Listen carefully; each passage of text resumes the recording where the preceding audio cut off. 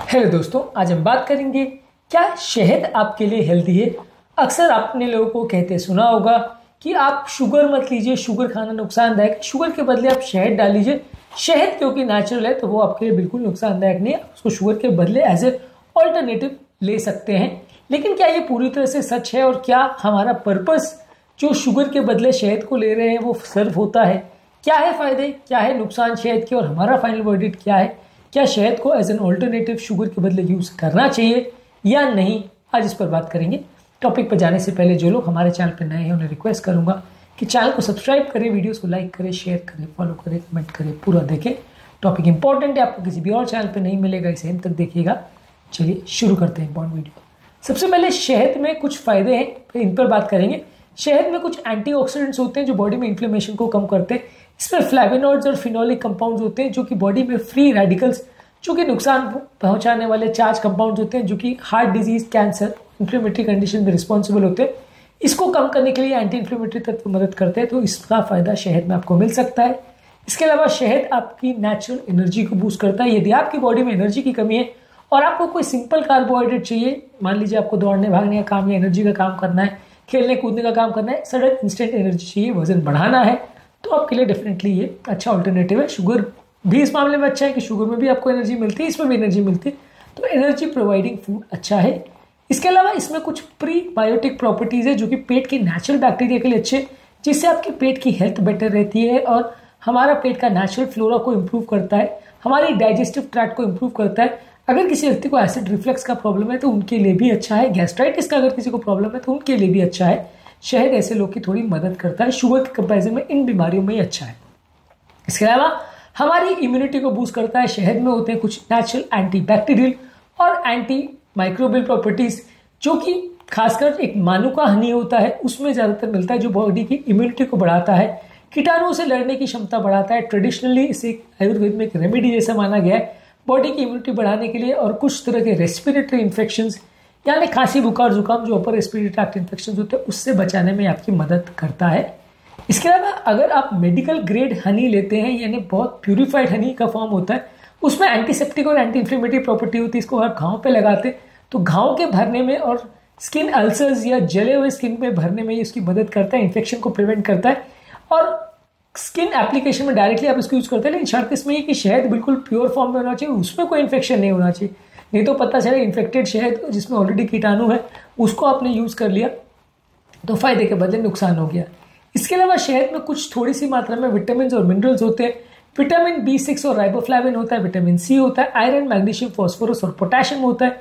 ये न्यूट्रिएंट्स की मात्रा बहुत ज़्यादा नहीं होती है, लेकिन हाँ रिफाइंड शुगर के मामले में यदि हम कंपेरेटिव एनालिसिस करते हैं तो थोड़ा बहुत हमको एक्स्ट्रा फायदा इसमें मिल सकता है। इसके अलावा आपकी स्किन की हेल्थ को इम्प्रूव करता है। स्किन में कुछ मॉइस्चराइजर तत्व इसमें होते हैं जिसको घरेलू नुस्खों के फॉर्म में यूज किया जाता है। स्किन की हाइड्रेशन इंप्रूव करता है, स्किन में सूजन या इन्फ्लेमेशन को कम करता है। अगर किसी को एक्ने, एक्जिमा या स्किन में अल्सर्स या मुंह में अल्सर्स वगैरह का प्रॉब्लम हो तो उस मामले में अच्छा है। फेस मास्क वगैरह में भी यूज होता है, स्किन क्रीम्स में भी यूज होता है और स्किन के नेचुरल रीजनरेशन के लिए मदद करता है और हमारे स्किन में जो पड़ने वाली जो झुर्रियां हैं या रिंकल्स है उसको भी कम करता है। इसके अलावा ये नींद को भी प्रमोट करता है, यानी कि कुछ हद तक ये नींद लाने में मदद करता है। नेचुरल जो सेरोटोनिन हार्मोन जो हमारी नींद में इंपॉर्टेंट रोल प्ले करता है वो एक मेलेटोनिन हार्मोन बनाता है जो कि स्लीप साइकिल के लिए सबसे इंपॉर्टेंट हार्मोन है, उसको बनाने में मदद करता है। तो बेसिकली अगर आप इसको गर्म दूध के साथ लेते हैं तो ये नींद इंप्रूव करने के लिए एक ट्रेडिशनल रेमेडी माना गया है। आपको अगर स्लीप का प्रॉब्लम है, इंसोम्निया का प्रॉब्लम है तो दूध के साथ शहद लेने से कुछ फायदा हो सकता है। लेकिन अब बात करेंगे इसके ड्रॉबैक्स के बारे में और क्यों हम कहते हैं कि शुगर और शहद यदि आप डायबिटीज के पर्पज से ले रहे हो, यदि आप अपनी शुगर को कम करने के लिए इंसुलिन रेजिस्टेंस के हिसाब से ले रहे हो या वजन के हिसाब से ले रहे हो तो वहां पे ये फायदेमंद नहीं। क्या इसके नुकसान या प्रॉब्लम्स है, इस पर बात करते हैं। शहद काफी कैलोरी डेंस होता है। एक बड़ा चम्मच शहद में लगभग 64 कैलोरीज होती है और लगभग 17 ग्राम चीनी के बराबर होता है वो।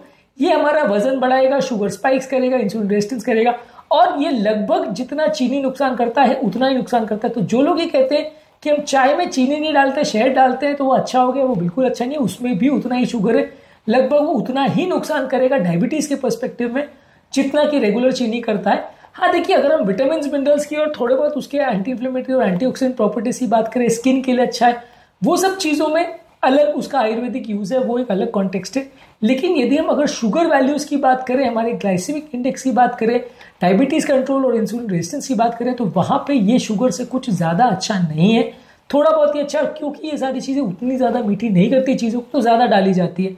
मान लीजिए आप अगर शुगर को 1 चम्मच डालोगे तो शायद आपको उसके कंपैरिजन में ज़्यादा मात्रा में डालना पड़ेगा, क्योंकि कंपैरेटिवली ये उतना ज़्यादा मीठा नहीं करेगा। आपको उतना नेचुरल टेस्ट जो आपको चीनी की आदत है, आपके चाय में, आपके कॉफ़ी में, अगर आपको चीनी की आदत है उसके बदले आप शहद डालोगे तो ज़्यादा डाला जाएगा। तो जहाँ कैलोरी बचाने का पर्पज़ था या जहाँ आपका इंसुलिन रेजिस्टेंस को कम करने का पर्पज़ था, कि आपका अगर मान लीजिए आपका ओवरऑल वजन कम करने का पर्पज़ था, तो वो चीज़ें इससे बिल्कुल सर्व नहीं होगी, क्योंकि शायद ये कुछ हद तक ज़्यादा ही खाई जाएगी, क्योंकि आपको उतना अच्छा नेचुरल टेस्ट नहीं देगा, जिसकी वजह से आपका डायबिटीज़ होने का चांस कंपेरेटिवली ज़्यादा ही होगा, कम नहीं होगा।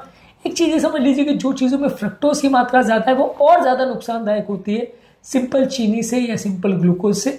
सुक्रोज जो नेचुरल टेबल शुगर लेते हैं उसमें 50% ग्लूकोज 50% फ्रक्टोज होता है।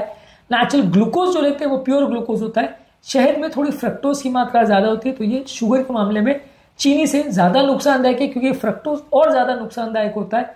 ये फैटी लिवर और बहुत सारी बीमारियां करता है और इसको पचाना बॉडी के लिए और ज़्यादा मुश्किल होता है। ये उतना ही बॉडी को डैमेज करता है जितना अल्कोहल करता है लिवर को। तो ये काफ़ी नुकसानदायक चीज़ है, जितना ज़्यादा मात्रा में फ्रक्टोज लोगे उतना ज़्यादा नुकसान होगा। इसके अलावा हमारी डेंटल हेल्थ के लिए भी खराब है। दांतों में इन्फेक्शन होना, दांतों में सड़न होना, कीटाणु पड़ जाना, ये इसमें काफ़ी हो सकता है बार बार यदि हम इसको खाते हैं। लगभग वैसे ही जितना चीनी नुकसान करता है ये भी उतना नुकसान करता है।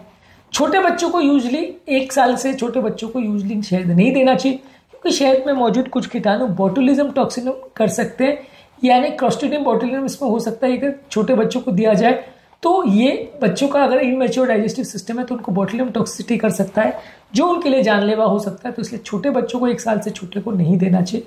कुछ लोग को इससे एलर्जी हो सकती है, जिन लोग को पॉलन ग्रेन से या मक्खियों से अगर एलर्जी है, मधुमक्खी से एलर्जी, बी से एलर्जी है, उनको डिफिकल्टी ब्रीथिंग में होना, चकत्ते पड़ जाना, स्वेलिंग हो जाना, और सेंसिटिव लोगों को एलर्जिक रिएक्शंस होने की पॉसिबिलिटी होती है शहद से। तो एलर्जी सेंसिटिव लोगों के लिए अच्छा नहीं है। देखिए, ये समझने की जरूरत है कि किस पर्सपेक्टिव में हम शहद को यूज कर रहे हैं, उसके हिसाब से डिसाइड होगा कि ये फायदेमंद है, नुकसान है।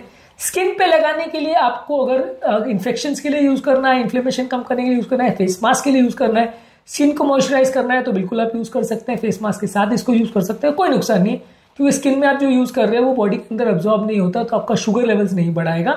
इसके अलावा अगर आप इसको डायबिटीज के लिए ले रहे हो या आप इसको चीनी के बदले ले रहे हो ये सोच के कि ये हेल्दी है, तो वो बिल्कुल हेल्दी नहीं है।